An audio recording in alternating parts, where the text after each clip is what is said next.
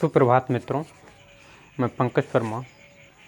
आपका एक बार फिर से स्वागत है MCS अकेडमी सीधी बात नो बकवास के अंतर्गत पार्ट नंबर 9।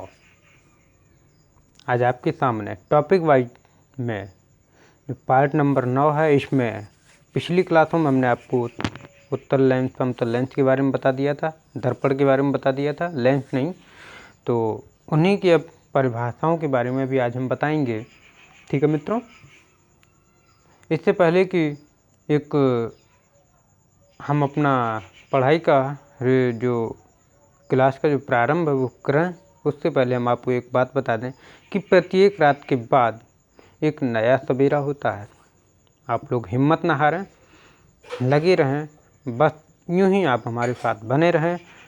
मैं वादा करता हूं कि आप लोग जल्द ही कामयाबी की तरफ अग्रसर होंगे। हिम्मत रखें, लगातार इसी तरह से आप क्लासों को अटेंड करें। जैसा कि आप हमारा मनोबल बढ़ा रहे हैं, हम भी आपका मनोबल बढ़ाने के लिए जो है लगातार एक नया दिन प्रतिदिन क्लास में परिवर्तन करते हुए लगातार नया परिवर्तन करते हैं, ताकि हमें आप तक अपनी कठिन भाषा को सरल बनाकर आप तक पहुंचा दें। तो पार्ट नंबर 9 पिछली क्लासों में हमने आपको बता दिया था कि दर्पण क्या है, दर्पण के बारे में बता दिया था, दर्पण कितने प्रकार के होते हैं।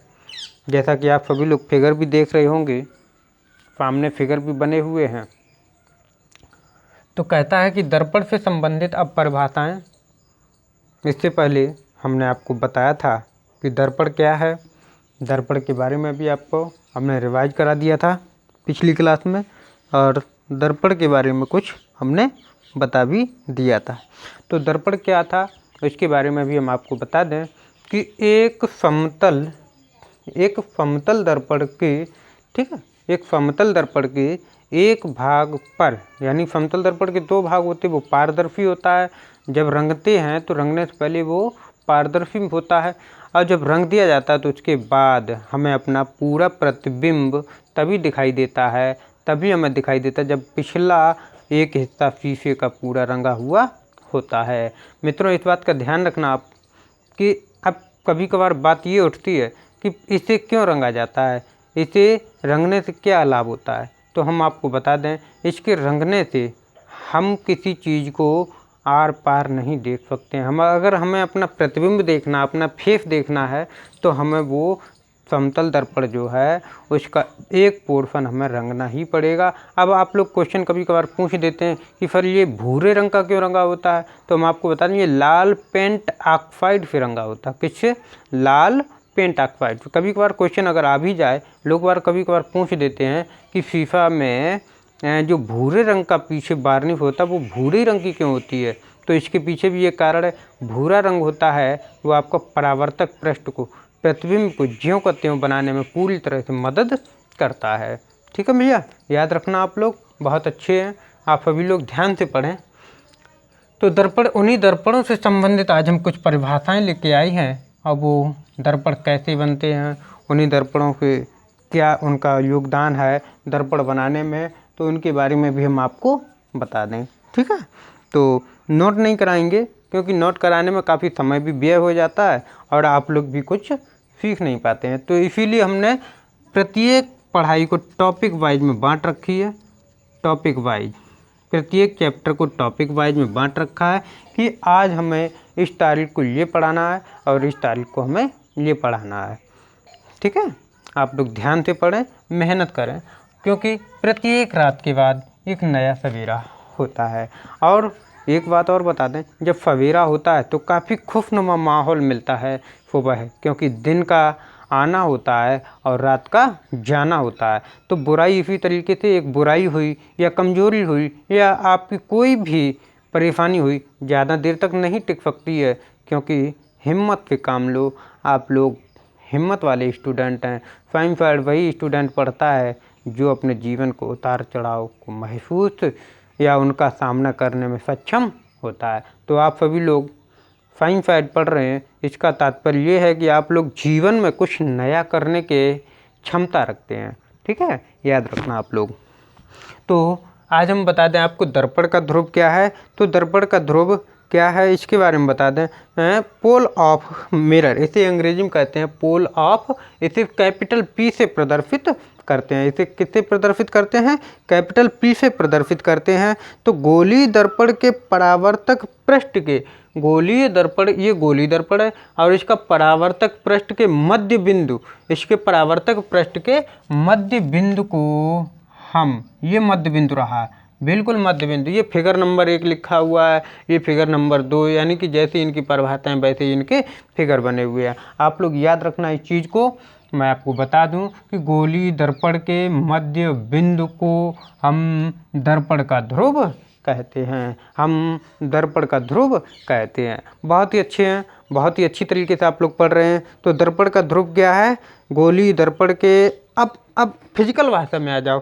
फिजिकल भाषा में ये तो हमने आपको बता दिया कि दर्पण का ध्रुव बिंदु P ही है, मध्य बिंदु को हम दर्पण का ध्रुव कहते हैं, इस बात को याद रखो। लेकिन आपको अब हम फिजिकल भाषा के, ये तो हमने अपनी भाषा आपको बताई है, ये हमने अपनी भाषा आपको बताई है। और याद रखना IIT EEE वो क्या बोलते हैं उसको, मेडिकल लाइन्स की जितनी भी प्रवेश परीक्षाएं होती हैं, कहीं ना कहीं ये क्वेश्चन पे आपको ज़रूर अटका देते हैं।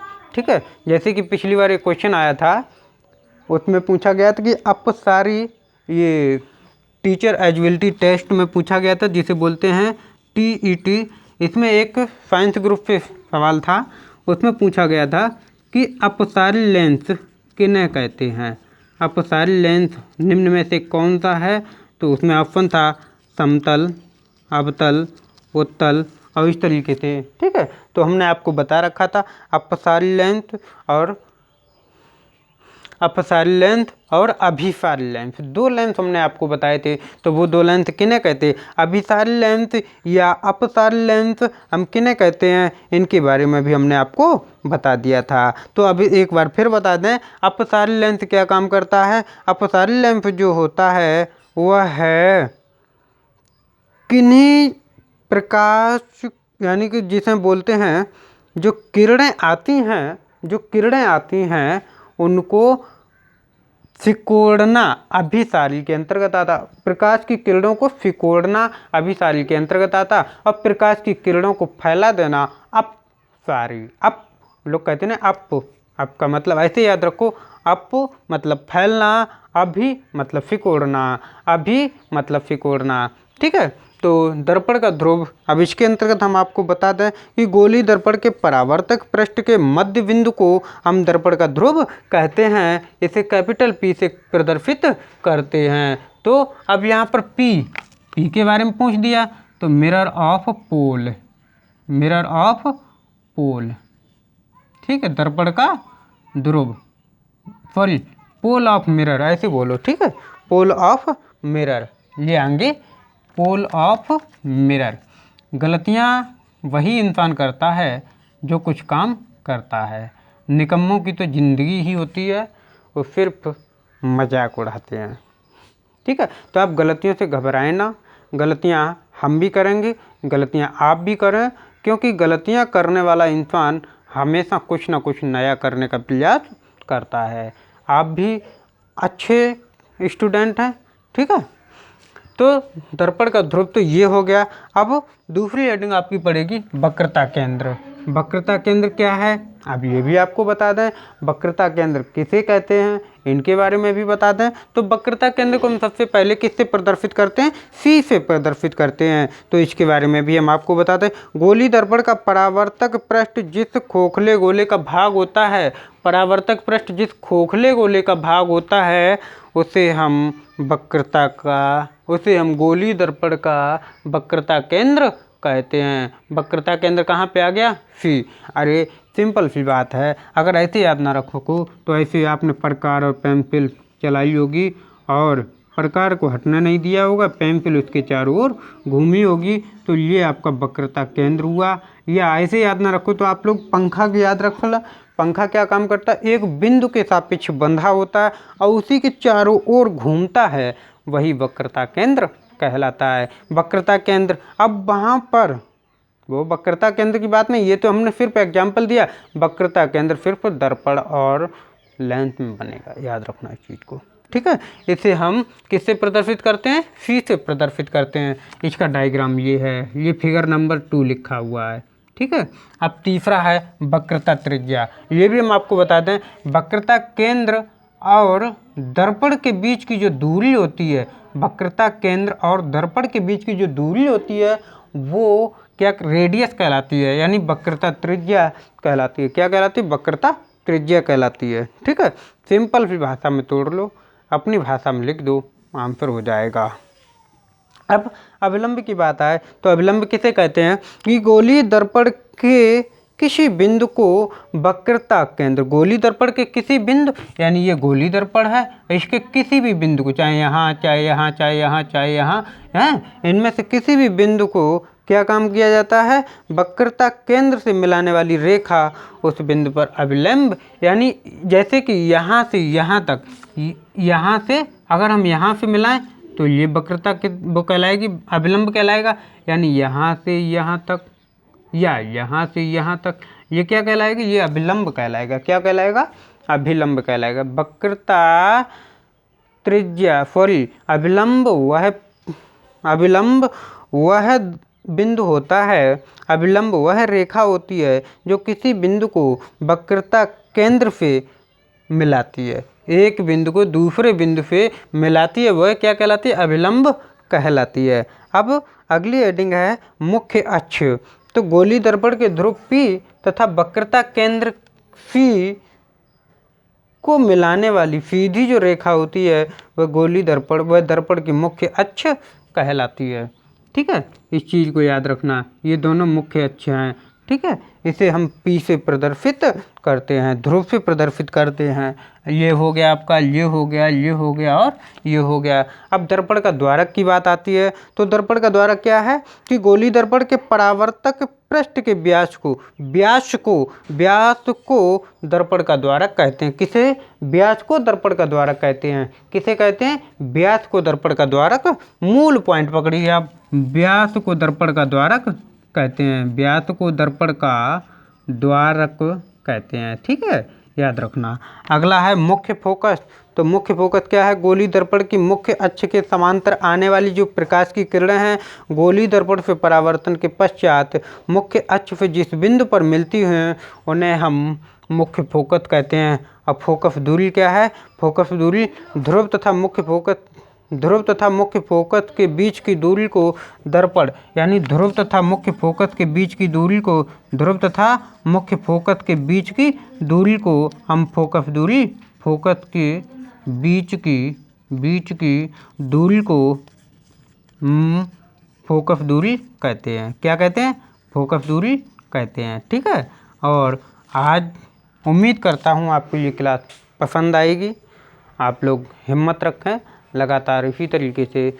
आप लोगों ने आज का जो टॉपिक था वो दर्पण से संबंधित, हमने प्रत्येक भाग को टॉपिकों में बांट रखा है। इसलिए बांट रखा है ताकि आपको हर चीज़ आसानी से, थ्योरीज हम लिखाएंगे नहीं, उसका कारण ये है कि आप लोग थ्योरी जो लिखते हैं अब आप लोग सिर्फ हम समझाएंगे और आप अपने दिमाग को सीडी की तरह रखिए। सीडी क्या काम करती है, जब हमारी बात को सुनने बैठें तो आप दिमाग से सारे फितूरबाजी निकाल दीजिए, जितनी भी टेंशन है सब निकाल दीजिए। आप अपने दिमाग में सिर्फ सीडी को, यानी कि बटन को दबाते हैं वैसे ही सीडी घूमने लगती है, और जब सीडी घूमने लगती है तो उसी तरीके से हमें मूवी दिखनी प्रारंभ हो जाती है। बट यहीं पर आपको क्या काम करना, आपको अपने दिमाग की बत्ती को, दिमाग की बटन को दबाना है, प्रेस करना है, और जैसे ही वो प्रेस होगी तो निश्चित तौर पे आपके दिमाग की जितनी भी पढ़ाई है वो आपको सारी की सारी याद होने लगेगी। बस यही हमारा कहना है कि दिमाग की सीढ़ी को आप लगातार निरंतर इसी तरीके से बनाए रखें और आगे